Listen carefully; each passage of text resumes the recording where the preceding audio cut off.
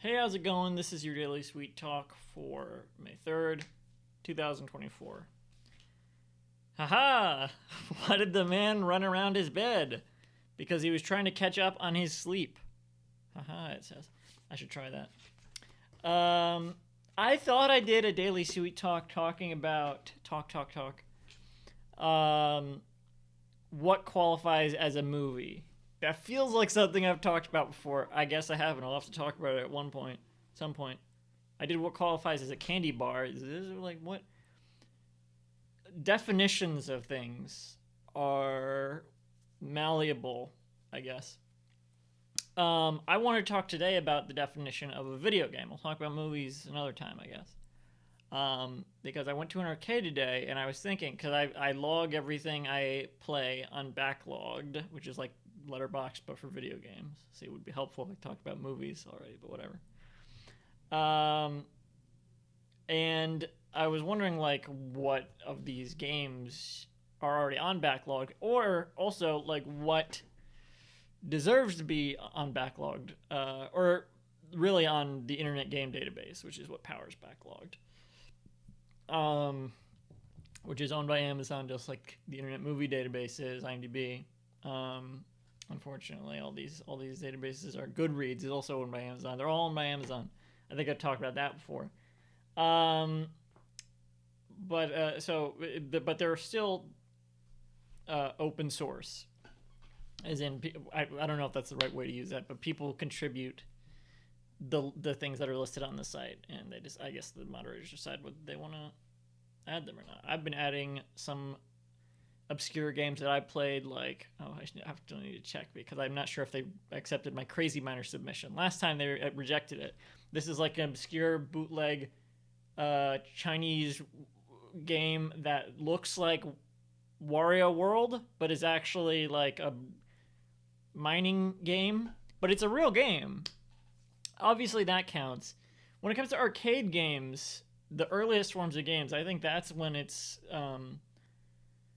stuff with peripherals is where it's hard to draw the line. Also stuff that maybe is just movies. Well, okay, we'll get to that. But stuff with peripherals, I think, that's interesting because it's like it kind of feels like at what percentage of it being peripherals does it not count as a video game, I guess. Maybe if there's just any video component, it's a video game, but pinball machines have video components nowadays. In fact, they have for a long time. They were just like very, they were like LCD, not LCD. What is it called? You know what I'm talking about. The light up displays. I played 2 pinball machines today. One with the digital screens with like a lot of stuff on, but you can't control that. You do, but you control it with the ball. So it's like 90% peripheral, and then you see what you do on the screen, but you never look at it anyway. So obviously pinball machines are not video games, but I don't know, like, because I can't think of a good example, but I know there are games that are more on the fence of like how much they are peripheral. That's saying it that way feels weird, but like peripherals are the extensions, like the bongos in the Donkey Kong Bongo game. Obviously a video game with just a different type of controller. But some games might be like 50% controller, 60% controller. So it's like, where do you draw the line? That's that thought. Whatever. I don't have enough time to elaborate on that. But there's also, of course, stuff like that is maybe marketed as a movie, something like, but is like a choose your own adventure. So it's like, really, it's a game, but they're calling it a movie.